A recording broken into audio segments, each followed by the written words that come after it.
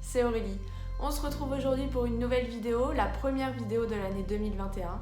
Je vous souhaite d'ailleurs une très belle année, avec tout ce que vous souhaitez, santé, amour, bonheur, en espérant que cette année on puisse se retrouver, notamment dans les salles de sport, et qu'on puisse partager des moments, de nouveau des moments ensemble, qu'on puisse sortir. C'est ce que tout le monde souhaite cette année. Avant de commencer la vidéo, je vous invite à mettre un petit like, à partager ma chaîne. C'est grâce à vous que la chaîne peut évoluer et moi ça me motive beaucoup à continuer les vidéos. Et aujourd'hui, on va parler de comment se remettre dans le droit chemin, entre guillemets. Je sais pas vous, mais moi, pendant les 2 dernières semaines, entre les fêtes, j'ai bien profité. Apéro, sucreries, et c'est ce qui fait le charme de la fin d'année. Pas beaucoup d'entraînement, on a réduit un peu. Parfois ça fait du bien de lâcher prise. Mais depuis lundi, j'ai repris à fond sérieux et du coup je vais partager avec vous les conseils que je vais suivre au quotidien. Alors premièrement, on a tous des objectifs différents, des morphologies différentes, un état d'esprit différent. Chacun doit avoir ses propres objectifs, mais dans tous les cas, un seul point commun, des objectifs réalisables. Ne cherchez pas à aller trop vite, trop loin, à perdre trop, à faire trop de sport. Non, on veut un mode de vie équilibré qui vous permette de vous sentir bien dans votre tête mais aussi dans votre corps et d'être en bonne santé. Concernant par exemple le poids, je ne vous conseille pas forcément de vous peser. Je sais que moi je ne me pèse que très rarement, surtout depuis juillet puisque les 2 dernières années, avec la préparation de mon entrée en formation plus ma formation, je devais me peser assez régulièrement puisqu'on avait des tests physiques où on devait soulever un certain nombre de kilos par rapport à notre poids de corps.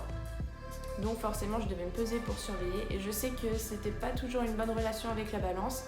Parfois un matin j'avais pris du poids alors que je pensais pas et ça pouvait suffire à ce que je sois déprimée pour la matinée ou la journée. Alors que entre nous, le plus important c'est comment vous vous voyez dans la glace, comment vous vous sentez dans vos vêtements. Le poids, par curiosité, ça peut être de temps en temps, mais il ne faut pas se focaliser sur un chiffre. En plus, ça va dépendre. Certaines personnes de la même taille vont peser le même poids et pourtant physiquement ne vont pas être construits, on va dire, de la même manière. Donc la balance, c'est pas forcément l'ami numéro 1 à avoir lorsqu'on veut se reprendre en main. Donc je vous conseille plutôt, pourquoi pas, des photos. Si vous démarrez vraiment une grosse transformation, des mensurations, c'est bien aussi. Ou alors tout simplement vos vêtements, pour vous voir comment vous vous sentez dedans. Mais si vous n'avez pas forcément une grande transformation à faire, tout simplement, pas besoin forcément de regarder un avant, un après, juste voyez comment vous vous sentez dans la tête et dans votre corps. Ensuite, on va s'attaquer à tout ce qui est alimentation. Donc moi je ne suis pas nutritionniste, je suis coach sportif. Mais j'ai quelques conseils à vous donner, en tout cas des choses que moi je mets en place au quotidien et qui peuvent, j'en suis sûre, vous aider ou vous apporter des petites astuces. Mangez quand vous avez faim. J'ai par exemple essayé moi le jeûne intermittent, donc c'est-à-dire ne pas manger le matin. Si j'ai pas faim, je vais le faire on va dire naturellement. Mais j'ai vraiment essayé de le faire au quotidien et au final moi c'est pas trop ce qui me convient. Donc déjà une chose, ne faites pas forcément le petit déjeuner qui est à la mode, le jeûne intermittent parce que c'est à la mode. Faites vraiment ce qui vous convient à vous. C'est pour ça que depuis lundi, j'ai repris mes petits déjeuners dont je vais vous donner un exemple juste là. Donc voici mon petit déjeuner du moment pour vous donner un exemple. Donc tout simplement des flocons d'avoine avec soit du lait ou alors une boisson végétale. Moi par exemple, j'ai utilisé le lait d'amande sans sucre. Donc ça, je prépare la veille, je mets au frigo pour laisser gonfler les flocons d'avoine. Vous avez déjà la recette sur ma chaîne YouTube, je vous laisse le lien en barre d'infos juste en dessous. Et avec ça, donc le lendemain matin, c'est bien frais, les flocons d'avoine sont gonflés. Et pourquoi pas aussi un petit peu de protéines pour que ce soit un petit peu plus compact, pour que ça me cale un peu plus et un petit peu plus riche en protéines. Donc ici, protéines à la vanille, je mets pas une dose entière, c'est vraiment histoire de donner un petit peu de goût.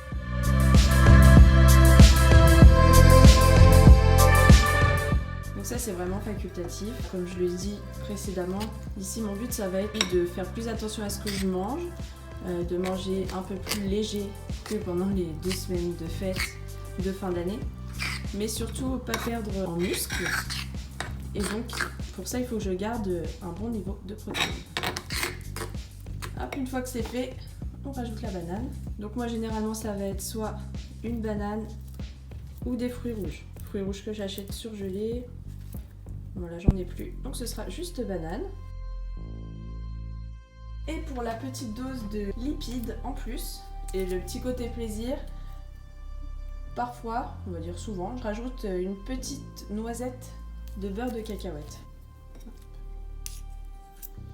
Donc ici, j'ai rien pesé du tout, c'était à l'œil, je commence à connaître à peu près ce que je mange. Et ici, bon bah, ça peut paraître gros, mais le bol n'est pas très profond. Donc voilà, il n'y a plus qu'à déguster et j'accompagne toujours mon petit déjeuner par un petit thé vert. Donc moi, je prends celui-ci au citron. Donc ça, c'est un exemple de petit déjeuner, mais après, vous avez des pancakes, vous avez du muesli, à condition que ce soit pas trop sucré, du fromage blanc, c'est vraiment à vous de voir, mangez à votre faim. Un autre conseil aussi, lorsque vous vous réveillez le matin, la première chose que vous pouvez faire, c'est boire de l'eau. Votre corps s'est déshydraté pendant toute la nuit et pour le mettre en route, un bon verre d'eau, c'est vraiment super.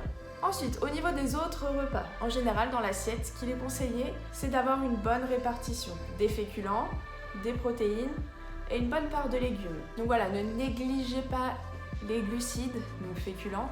Donc vous pouvez prendre des pâtes complètes, du riz, du quinoa, du pain complet aussi, ça peut être ça. Donc ne pas négliger les féculents ni les protéines.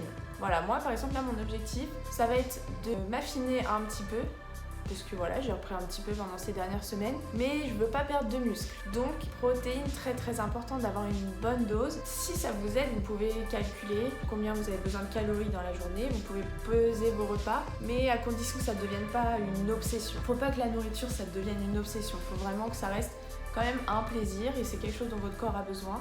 Donc si vous en faites quelque chose de frustrant, à laquelle vous pensez tout le temps, ça va pas être bénéfique pour votre esprit. Donc mon objectif d'un point de vue nutrition. Donc je supprime l'alcool et les sucres pendant la semaine. Je garde quand même le week-end parce que moi j'ai besoin de me faire plaisir et je prépare pas une compétition ou quoi que ce soit. Non, j'ai pas besoin d'être strict à 100%. Le but c'est de manger équilibré, sainement, pas trop peu non plus. Il faut toujours avoir assez dans l'assiette pour son corps. Toujours sur l'alimentation, donc quelques petites choses que vous pouvez par exemple éviter, que moi j'évite en tout cas la semaine. Donc j'évite tout ce qui est, on va dire, pâtes blanches. Je préfère prendre des pâtes complètes, il y a plus de fibres, c'est plus intéressant. On évite le sucre blanc, les produits trop transformés, biscuits. Alors, par exemple, des petites collations que vous pouvez faire vous-même, ça va être du fromage blanc avec de la pomme, des pancakes que vous faites vous-même. Vous trouvez plein de recettes sur internet. Donc vraiment, essayez de faire au mieux du fait maison. Vous contrôlez ce que vous mettez dedans, vous savez ce que vous mangez. Petite astuce aussi qu'on m'a transmise de coach à coach. Ajoutez un peu de sirop, donc grenadine, fruits rouges, peu importe, le choix que vous voulez, 0% dans ces yaourts nature ou fromage blanc. Donc 0% ou autre. Vraiment, choisissez ce que vous préférez. Je sais qu'au goût, moi je préfère les fromages blancs 0%. Un petit goût sucré, un petit goût de fruits. Et franchement, c'est nickel, ça passe tout seul. Et c'est cool. Ensuite, lâchez-vous sur les légumes. Les légumes verts, haricots, brocolis, tomates, carottes, courgettes. Les légumes, on valide.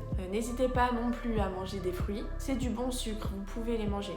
Et on privilégie le fruit entier plutôt que le jus de fruits, pour garder vraiment toutes les vitamines dedans. Mon deuxième objectif, ça va être au niveau du sport. Donc on en vient à parler de l'activité physique. Donc pour ma part, me concernant, je continue la musculation. C'est très important de se muscler. Donc ça peut être musculation ou alors renforcement musculaire. Mais c'est très important de se muscler parce que plus votre corps va être musclé, plus il va brûler des calories, même au repos. Donc musculation, on garde ça. Et mon but, ça va être de reprendre le cardio, donc en faisant de temps en temps des cours collectifs ou alors un peu de course à pied. Donc quand je dis cours collectifs, c'est moi toute seule. Je révise mes cours, je transpire, je travaille mon cardio et le combo de tout ça, assez équilibré, reprise du cardio plus musculation, ça devrait marcher assez bien. Il faut être patient. Donc moi, ce que je vous conseille, si vous faites du sport, si vous avez arrêté et que vous avez un peu de mal à reprendre, essayez déjà de reprendre 1, 2, 3 fois par semaine. Vous avez quelques vidéos sur ma chaîne qui peuvent vous aider. Et vous n'êtes pas obligé de faire du sport pendant 2 heures par jour. Même si c'est juste une demi-heure, vous faites bouger votre corps, vous faites monter un peu votre cardio, vous transpirez un peu, ça va vous libérer l'esprit, ça va vous faire du bien à votre corps. Vous pouvez essayer de faire des petites balades quotidiennement, histoire de juste marcher un peu, bouger votre corps et pas être forcément sédentaire à 100%.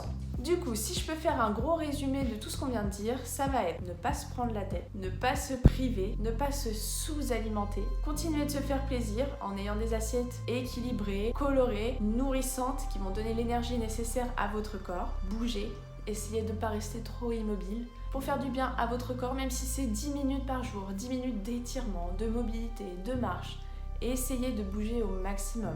Vous pouvez vous mettre un rappel par exemple sur vos téléphones, tous les quarts d'heure, un petit bip, hop, vous montez les escaliers et vous redescendez. Je sais que c'est ce que je faisais pendant le premier confinement parce qu'à un moment donné, je travaillais sur mes dossiers pour ma formation et je ne bougeais plus du tout. Donc c'était assez marrant à faire. Là, le but, c'est pas de prendre des résolutions pour le mois de janvier, c'est de prendre ou de reprendre un mode de vie équilibré pour toute l'année et pour toute la vie. On veut pas se mettre la pression, rechercher la perfection, parce que non, c'est pas ce qu'on recherche. On recherche un mode de vie équilibré, pas la perfection. Donc si vous cherchez à aller trop haut, sur la durée, ça va pas tenir. Donc allez-y par étapes, progressivement. Si tous les jours vous mangez des biscuits par exemple, ça va être peut-être votre première étape. Essayez soit de réduire les biscuits, ou alors de remplacer par un carré de chocolat noir. Trouvez-vous des petits challenges, des petites étapes à réaliser quotidiennement pour vous aider. Et ne pas vous frustrer aussi. C'est tout ce que j'avais à vous dire pour aujourd'hui. J'espère que ce style de vidéo vous a plu. C'était mon premier exercice de parler face caméra pendant aussi longtemps. J'espère que j'étais assez claire, que les petits conseils vous ont aidé. Il n'y a rien de miraculeux, j'ai rien à inventer, juste des petites choses que je partage avec vous, que je fais au quotidien pour moi-même et qui peuvent vous être utiles. Donc j'espère que ça vous a plu. N'hésitez pas surtout à partager, je compte sur vous et je vous remercie d'avance. Et je vous dis à très vite pour de prochaines vidéos et peut-être une petite surprise qui arrivera courant février. Donc restez informés sur mon Instagram là où je suis la plus active. Salut!